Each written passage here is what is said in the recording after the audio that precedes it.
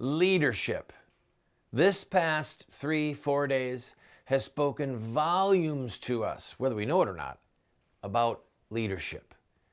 The Pope, Putin, Trump, or the lack of leadership from certain people who will go unnamed, Obama. I'm Randall Terry. This is Voice of Resistance.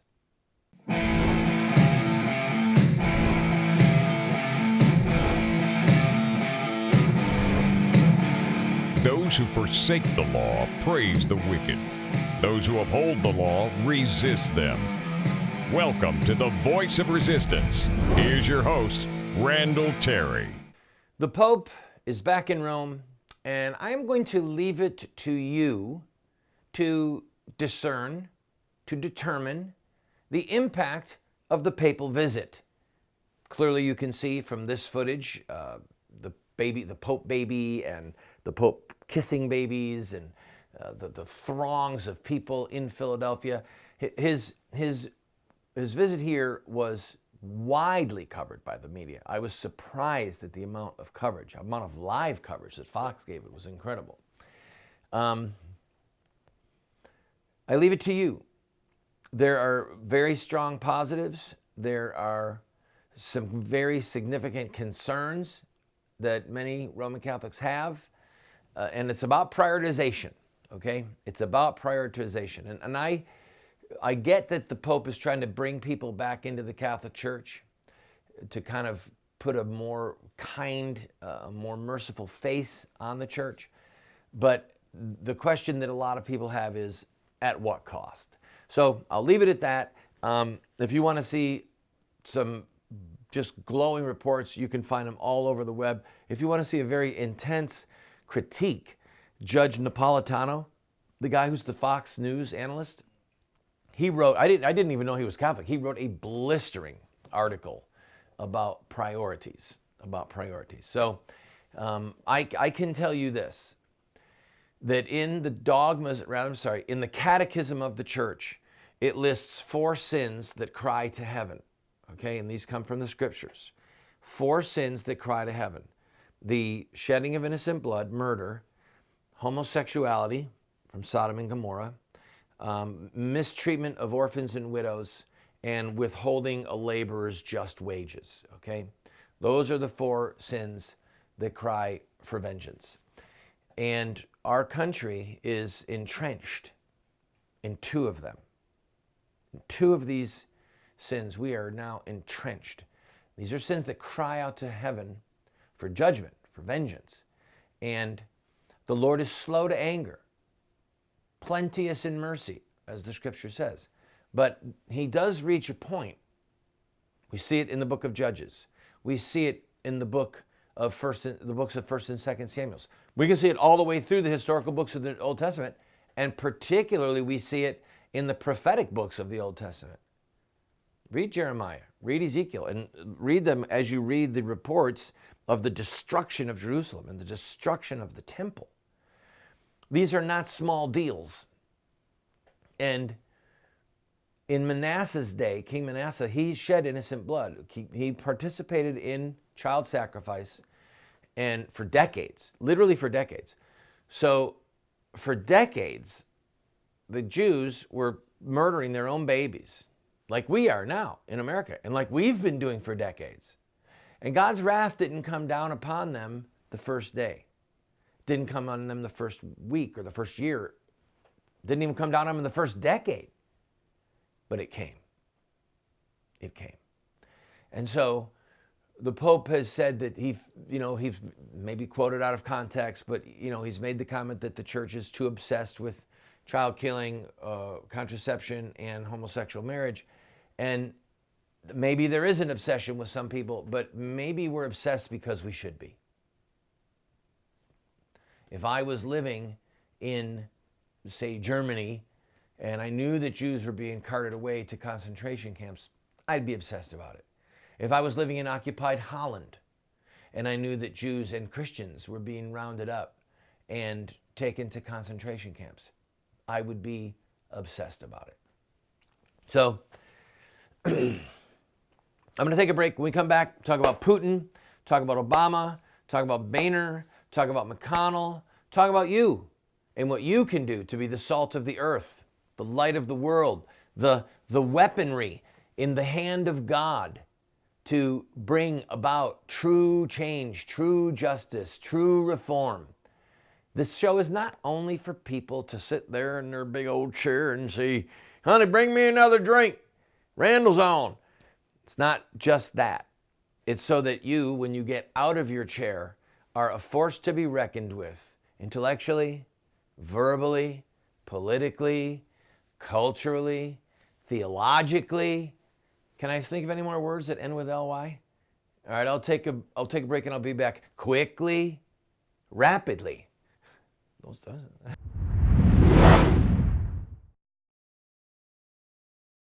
Thanks to friends like you, we have state-of-the-art cameras and state-of-the-art teleprompters and state-of-the-art gear here in the studio. We have one big need, however. We have not yet been able to upgrade our computers. The computers that we use for a television broadcast or to create a documentary are not like the kind that you can just go buy at Best Buy. They are expensive because it takes so much horsepower to create TV series and or documentaries. So I'm asking you, if you want to see this show grow and you want to see us finish the What Would Muhammad Do series, help us get these computers. 3 computers that we need right now are going to be just shy of $20,000. That's the kind of horsepower that we need. Go to the GoFundMe page you see right there. Watch the pilot for What Would Muhammad Do? And if you like the show, give us a gift.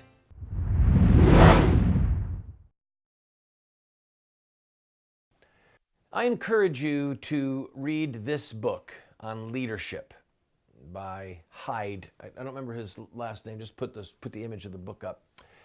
He was a former communist who became Catholic and then explained how they would take people who had no leadership skills whatsoever and teach them how to be leaders in the Communist Party. And it worked. So then he became a believer and he said, look, folks, we need to have the same dedication to train leadership in the church as we did in the Communist Party. I am a leader.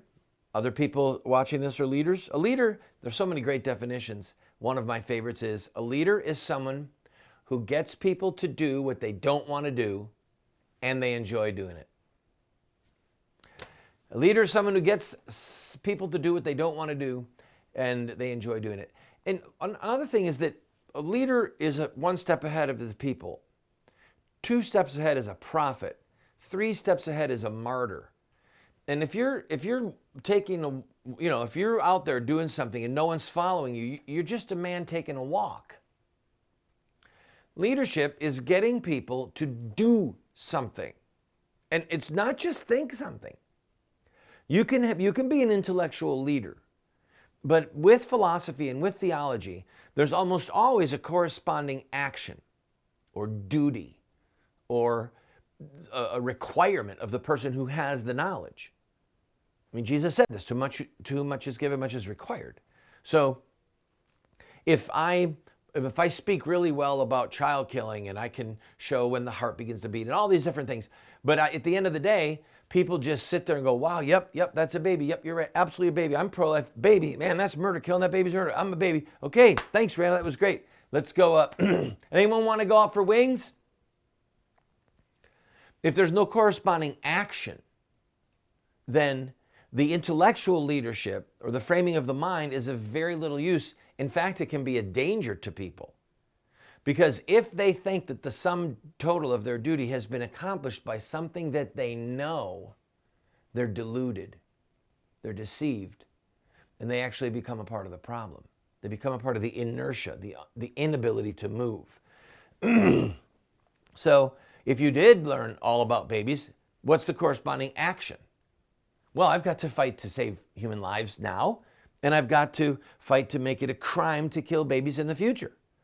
I've got to be in front of abortion mills. I've got to try and talk women out of killing their baby, work at a pregnancy center. If I find out somebody is pregnant and they're thinking of killing their baby and everyone's going, hush, hush, don't talk about it, I say, no, I'm going to talk about it. And I go to their house. I've got a friend who disconnected the wires on the distributor cap in the car because she knew that there was a girl going to kill her baby. Her girlfriend was going to go kill her baby that day, so she disconnected the wires so she couldn't drive to the doctor's office. That's totally legitimate to do that. Remember in The Sound of Music? Mother Superior, is this a sin? Can you show that clip? Mother Superior, is this a sin? No, my child.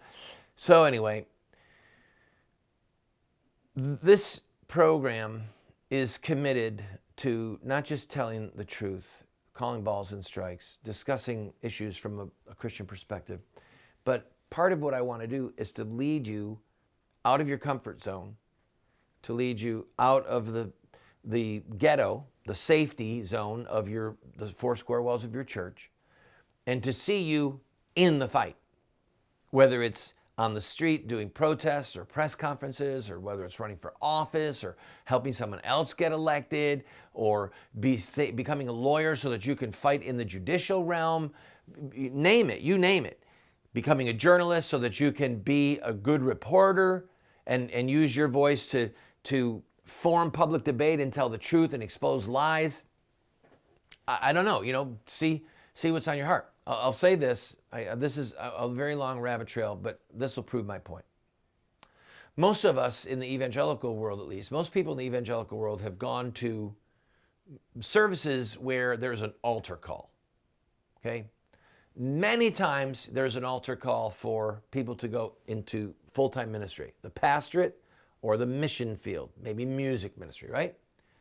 When's the last time you were at a church and there was an altar call to go into the judiciary or to go into public office, to be an elected official? The last time I saw, it was the political arena, the judicial arena that was destroying the fabric of America. Why not have altar calls to go into those arenas? It's because it's not a front burner idea with a lot of people, and it needs to be. I'll be right back. We need leadership. Maybe you're going to be a part of the solution.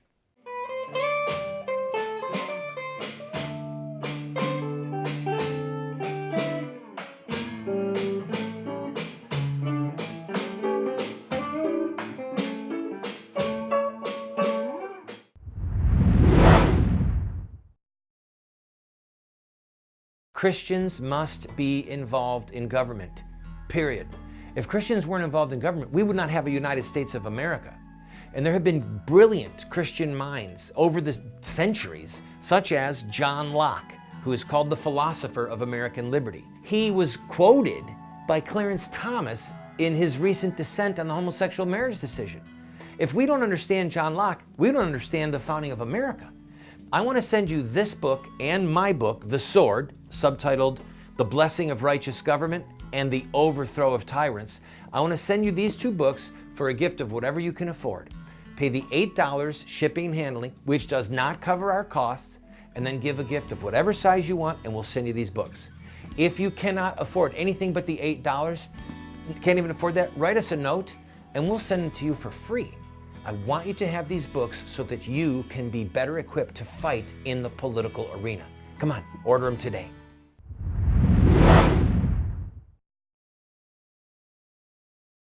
I am still having so much fun in this political season, and it's just begun. That rhymes, and it's not the only one. Okay, stop rhyming. This should be done. That's the influence of Dr. Seuss on my life. As a child, my mom read me Dr. Seuss, so I can just make these things up. I actually worked on that for about a week. It's on my teleprompter. I saw the interview with Trump and the interview with Putin on 60 Minutes over the weekend. I heartily encourage you to take the 20, 25 minutes that you'll need. You need to do it, okay? I want to start by saying both Trump and Putin, I won't say they ate the lunch of the one interviewing him, because 60 Minutes reporters are they're too good for that. But they almost ate their lunch. And in watching those reporters showed me again that journalists so often don't know what they're talking about, don't frame questions well. Now, again, 60 Minutes is just about the top of the food chain, okay? I mean, really and truly, just about the top of the food chain. But it was clear to me as the interviews went on that both with Putin and with Trump, that they outgunned the interviewers, just flat out outgunned them. And it was fun to watch. All right, let's talk about Trump for a minute. Trump discussed over the weekend that he does intend to lower taxes on the middle income people, and there are targeted folks that are super wealthy that he intends to raise their taxes. Said because there's so many loopholes, there's so many ways that they're cheating the system that they're not paying their fair share. Trump said he is fully prepared to go into a trade war with China or with Mexico because our trade policies with them are not fair. Not fair. And the funny thing is that's a really populist opinion. I was one of the few Republicans early on that decried what was happening on my radio show. I know that President Reagan, who I think is a great president, he was in favor of free trade. Others were, but it's proven to be a total disaster. And I said at the time, because we were in Binghamton, New York, we were watching Smith Corona, the largest typewriter manufacturing company in the world, go south. Goodbye. Hundreds and hundreds of jobs. IBM started in Binghamton, New York, and they are completely closed down virtually every remnant of a human being that works for IBM in the greater Binghamton area. Endicott Johnson, 10,000 employees, the largest shoe manufacturer in the world. Completely gone, totally shuttered. So when this stuff was happening, I was saying, look, people, this is going to be a disaster. We're going to send manufacturing jobs south or overseas where they're paying people $2 an hour or $2 a day, and we can't compete with it. So let's protect our jobs. And the wealthy people, the people who can control these things, they wanted higher profits. And many of them I'm sorry to say, they just didn't care about American jobs. And some of these companies posted huge earnings at different points because they didn't have the American payroll that they had before to deal with. They were paying a fraction of the cost in China or in Mexico. So look at what's happened. Our manufacturing infrastructure has been decimated. Go to major cities right now and just find out who's making stuff, okay? Because in the old world school, I shouldn't do the crazy talk. In the old world school, to be prosperous, you had to get something out of the earth, okay? And you had to make something out of it, to fashion it, to manufacture something. So if you look at America from the earliest settlers all the way through the end of World War II and really right up into the 50s, you see a massive manufacturing engine. And now it's gone. It's all but gone. By the way, here's something. This is a funny stat. New York State in the 1950s. New York State, okay, liberal bastion. I grew up there. Poor New York. New York State had the 5th largest economy in the world. America had the largest economy. New York State alone, by itself, had the 5th largest economy in the world. Pianos being manufactured, fire engines being manufactured, cars being manufactured, just the TVs, General Electric. I mean, there was so much going on. And people had good jobs, and they had a good salary, and mommy didn't have to go to work just to survive. Okay? Well, gee wants Ozzie and Harriet back. No, I just would like a little bit of our time back, and a little bit of liberty, and a little bit of human decency. And now, the number one sought-after job when you get to be a little older than me is what? The door greeter at Walmart, baby! Where I can tell people, come on in and buy your crap made in China. Woo! It's cheap. Down on L13, something cheap. Run, run, run.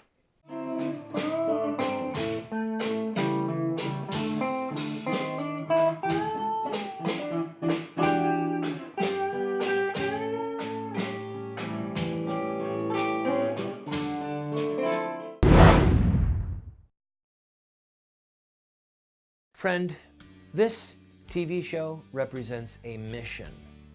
It's to be a voice of resistance to the evil in the land, but also to inspire people like you to take a stand at any level that you might be able to equip you, to inspire you, to challenge you, to give you the rhetorical ammunition that you need. But we still have to pay bills. This program, as you know if you're a regular viewer, we don't spend a lot of time raising money. We don't spend a lot of time saying, oh, you need to buy this and we're gonna run. No, we're bringing you a message, but we still have bills that we need to pay. I'm asking you, if you have been blessed by this show, to please go to our website or send a check to the address you see on the screen or call the phone number that you see on the screen and use your credit card and to give $50 or $100 or $500 just to help us meet our normal expenses. And we'll keep bringing you this hard-hitting show.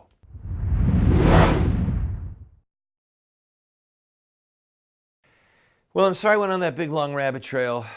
John Boehner, he's out, as you know. And what did he not do?